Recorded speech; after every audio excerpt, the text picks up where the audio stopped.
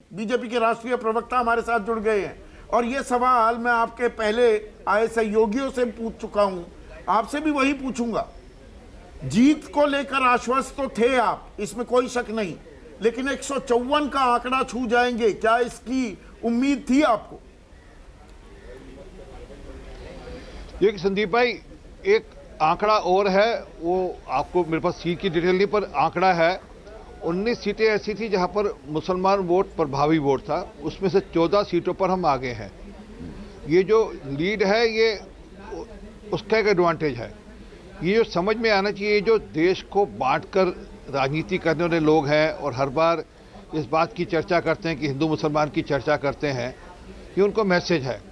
ये मैसेज मतलब है आप कह रहे हैं कि मुसलमान वोट, मैं अभी लार्जर पिक्चर पर जा रहा था, आप सीधे हिंदू मुसलमान नैरेटिव पर आ ही गए, तो वो मुसलमान वोट बच गया इसलिए आप जीत गए, या मुसलमानों ने आपको वोट दिया इसलिए आप जीत गए? जी, मैं इसलिए क्योंकि सब लोग वोट दे रहे हैं। मैं ये तो आपको समझा रहा हूं, जब 97% लोगों के घर तक नल का पानी जाएगा, हर गांव में 3 फेज बिजली पहुंच जाएगी, हर घर तक बिजली होगी, वहां पर किसानों को बिना ब्याज के ऋण मिलेगा, तो इसी प्रकार का माहौल होगा। जब किसान सम्मान निधि मिलेगी, जब आयुष्मान भारत होगा, जब लोगों के सिर पे छत होगी, ये जो वोट है ये विकास का वोट है, ये विश्वास का वोट है, ये सबके साथ का वोट है। इसलिए समझ में आना चाहिए विपक्षी पार्टियों को कि जब आप निरंतर और ठीक काम करेंगे तो लोग आपको आशीर्वाद देंगे। और मैं एक निवेदन और करना चाहूँगा, मेरे कांग्रेस के मित्र बड़े सूझवान और बड़े अच्छे प्रवक्ता भी हैं, वो कृपा कर पार्टी को राजनीतिक मोड में लाइए ना। ये जो आपके सलाहकार हैं नेताजी के, आपके राहुल गांधी जी के सलाहकार हैं आजकल जयराम रमेश जी, वो आपकी पार्टी को एनजीओ मोड में ले जा रहे हैं। राजनीतिक दल है, राजनीतिक दल की तरह काम करिए। चलिए, कांग्रेस को तो आपने सलाह दे दी और गुजरात में आपने भरोसा विकास की दुहाई दी, तो हिमाचल में ये पलट नतीजा क्यों आ रहा है? आप रिवाज बदल रहे थे, हिमाचल में 11 सीटों का अंतर हो गया है, बहुमत के आंकड़े से काफी ऊपर अब कांग्रेस आती दिख रही है। मैं आपके प्रश्न का इंतजार कर रहा था कि आपका प्रश्न आएगा। जरा मैं चाहूंगा एक मैक्रो डिटेलिंग कर लीजिए हिमाचल के इलेक्शन की भी, और कितनी सीटों पे हम कितने कितने वोट से पीछे हैं, 90 से, 100 से, 70 से। जरा 1 घंटे तक इंतजार करिए, क्योंकि भी राउंड बाकी है। ऐसी है आरपी सिंह जी, आपको थोड़ा और स्पष्ट हो जाए, जहां मतों का अंतर बहुत कम है, 10 सीटें ऐसी है। जी, 1 मिनट सर, मैं आ रहा हूँ, 1 मिनट। सुकेश भाई, जरा 1 घंटे बाद आ जाऊंगा मैं आपके चैनल पे, तो मुझे आनंद आता है। संदीप भाई हो तो बहुत अच्छा रहता है। नहीं, मैं 2 से 4 यहीं बैठा मिलूंगा। वैसे कल भी आप आने वाले थे आरपी भाई, 1 मिनट सर, 128 सीटें हमारी आने वाली हैं। मैं तो मना नहीं करता। आपके गेस्ट कोऑर्डिनेटर ने अरे सुन तो लीजिए, आपके गेस्ट कोऑर्डिनेटर ने 5 बजे बुला ली। मैंने उनको कहा था कि मुझे आपका शो चाहिए, आपके यहीं से 5 बजे का निवेदन आ गया।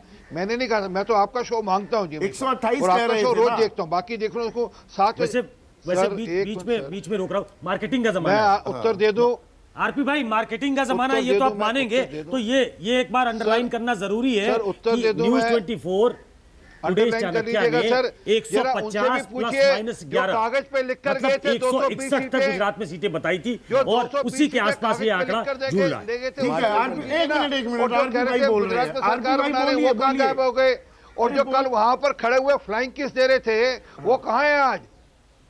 अरे भाई, हम तो यही कह रहे हैं, हमने कहा कि 150 सीटें आएंगी, वही आती दिख रही है। पूरी बात तो सुन लीजिए और सुना कीजिए ना पूरी बात। हम वही बात कह रहे हैं आरपी भाई। जी।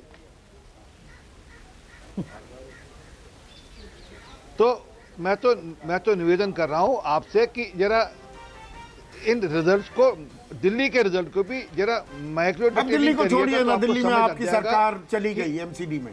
अभी गुजरात की बात करते हैं। आपने जबरदस्त प्रदर्शन किया है, इसमें कोई शको शुबो की बात ही नहीं। ऐसा मैंडेट, ऐसा जनादेश गुजरात की जनता ने आज तक किसी को नहीं दिया।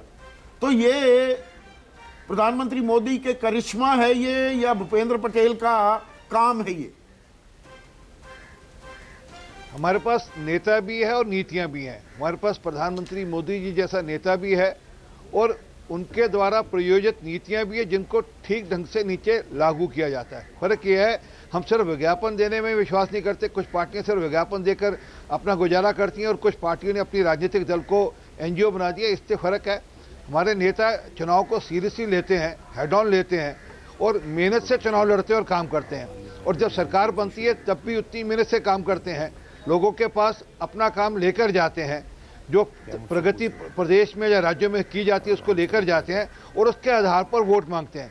कुछ आम आदमी पार्टी से आपका आरपी भाई 36 का आंकड़ा, आम आदमी पार्टी की जो ये एंट्री हुई 13% के करीब वोट भी लेते दिख रहे हैं, इसने कांग्रेस का बट्टा बिठा दिया, आपका फायदा कर दिया दरअसल। क्या ये कहना गलत होगा गुजरात में? अच्छा, मैं अगर ऐसा बोलूं कि इन दोनों की एक थोड़ी सी मिली भगत थी। आपने आम आदमी पार्टी को हिमाचल में देखा था, शुरू में होकर फिर गायब हो गए। ऐसे ही कांग्रेस पार्टी गुजरात से गायब हो गई। ये आपस में एक थोड़ी सी मिली भगत भी हुई लगता है मुझे, हुई आपस में। अच्छा, मिली भगत हुई है। नमस्कार, मैं हूं मानक गुप्ता। अगर आपको हमारा ये वीडियो पसंद आया हो तो इसे लाइक और शेयर जरूर करें और हाँ, हमें सब्सक्राइब और फॉलो करना ना भूलें ताकि आप देश और दुनिया की कोई खबर मिस ना करें। तो जुड़े रहिए हमारे साथ और देखते रहिए News 24।